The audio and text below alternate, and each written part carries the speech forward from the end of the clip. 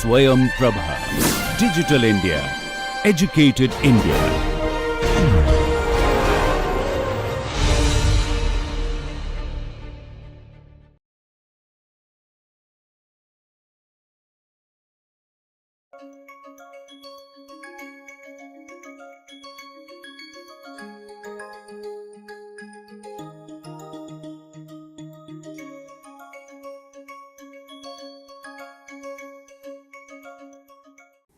So, essentially it looks at what makes our life worth living.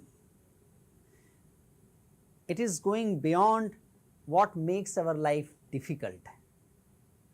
And as we looked at in the previous session, it is not only about studying what makes our life worth living, but also look at how to improve and nurture and flourish our present lives. So, it looks at interventions, it looks at the applicable practical programs and steps to actually realize these values and create these positive experiences in our day-to-day life. What constitutes positive psychology? If we try to understand in terms of the variables, this is a mind map of so many variables which can be studied, which are studied in positive psychology.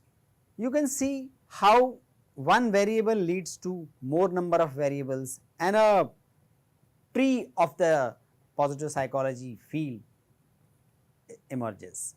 So, if you look at it, it studies emotions, it studies eudaimonic approaches, it studies applied positive psychology, it looks at psychology of time, it looks at strength and virtues.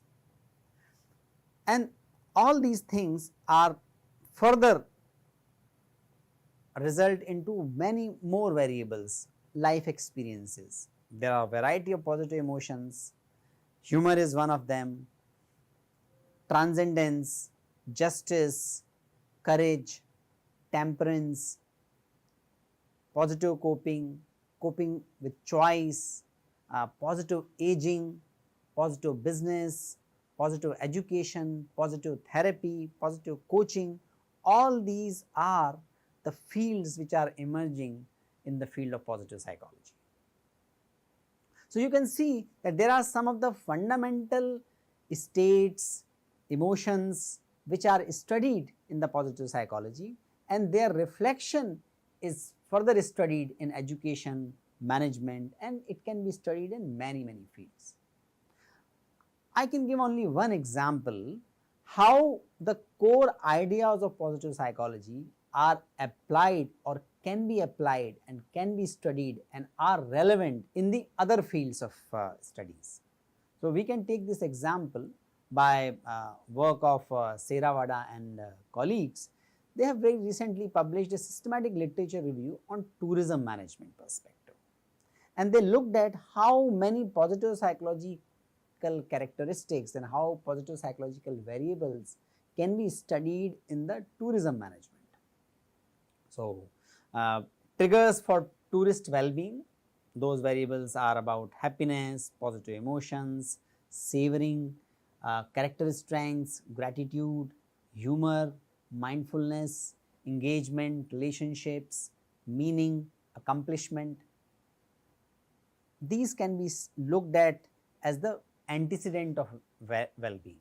These antecedents may lead to positive episodes, which are related to social intervention, which are related to social environment, natural environment and built environment, tourist experience, and we can also look at how different countries vary in with respect to some of these things.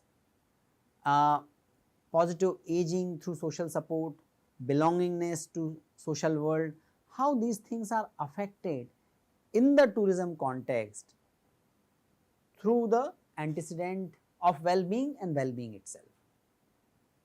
And that naturally has consequences, and consequences naturally will be studied in those aspects which are relevant in that particular field. So, if we look at the example of tourism management, for them the consequences is revisiting intention, person should be willing to come back to that place again, positive word of mouth, person talks about it in a positive way with others.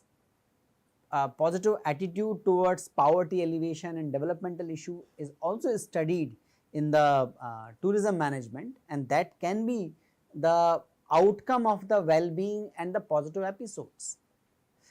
Residents' participation in value co-creation with tourists. You remember, we in the very first session we discussed about how our economic activities and business organizations have moved beyond selling goods, commodities or services to create experience and create opportunity for transformation of the experience in collaboration with the customers. And similar thing can be studied in the context of tourism management, and that is what is written, residents' participation in value co-creation with the tourist. This can also be resulted by positive episodes which are the result of the antecedent, which are the result of some of the aspects of well-being. There can be multiple theories which are studied first in the positive psychology. They are still applicable in many of these situations. So, broaden and build theory, PERMA model, mindfulness theories or flow theory, all these can be applied in the tourism management. So, this is just one example how positive psychology in terms of its variables, episode and consequences can be studied in a field, in a particular field. At this moment, I would like you to reflect and take another reflection exercise. You can pause this lecture and take your pen and pad and think about what is your profession. You may be in teaching, you might be in the IT industry, you might be in the banking, you might be student of engineering, you might be student of social sciences and so on and so forth. Just pay attention to your professional context or your academic context, and in that context I would like you and I invite you to reflect on, first start writing the desirable outcomes, desirable states, desirable situations in your professional or academic context. For example, if you are in the project management team, the desirable consequences or desirable outcome in the project management team will be timely completion of the project, positive interaction in the team, proactive problem solving and many others. Similarly, if you are a R&D professional, you can look at innovative experiment taken place, amount of collaborative projects, the number of creative ideas being generated in a meeting, or looking at the high impact project and collaboration of the various specialization in the field. So, you can look at these consequences. If you are a banker, you can think about what is the customer satisfaction level consequences or business level consequences, so on and so forth. So, whichever profession you are and whichever academic program you are, you can think about what is the expected consequences, expected outcome in your field. Then think episodes. What positive episodes may result into those consequences? So, for example, regular meetings or timely face-to-face meetings can be a good positive episodes for creative ideation in an R&D team, or pleasant customer interaction and proactive problem solving, helping customer to choose the appropriate product, financial product in the example of banking industry, that can be a good, important, desirable episode for a banker, and that will naturally result into consequences, the expected consequences, business related consequences or positive word of mouth consequences, or customer satisfaction is also one of the consequences. So, you write down the episodes.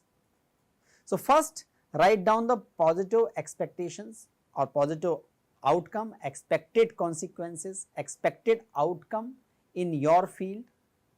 Then look at what might be the episodes which can help you to create those consequences, and then think about what might be the positive psychological variables which can result to those episodes. So, while explaining this model, I started from the positive psychology variables,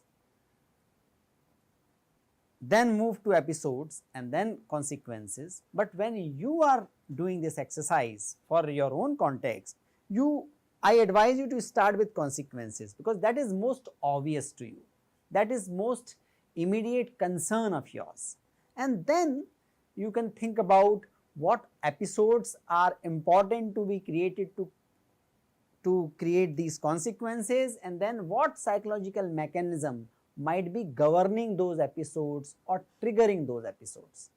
And fourth question comes about what theories, which are the theories can explain this whole sequence. So, that is how we can apply these ideas of positive psychology in the specific professional or academic context.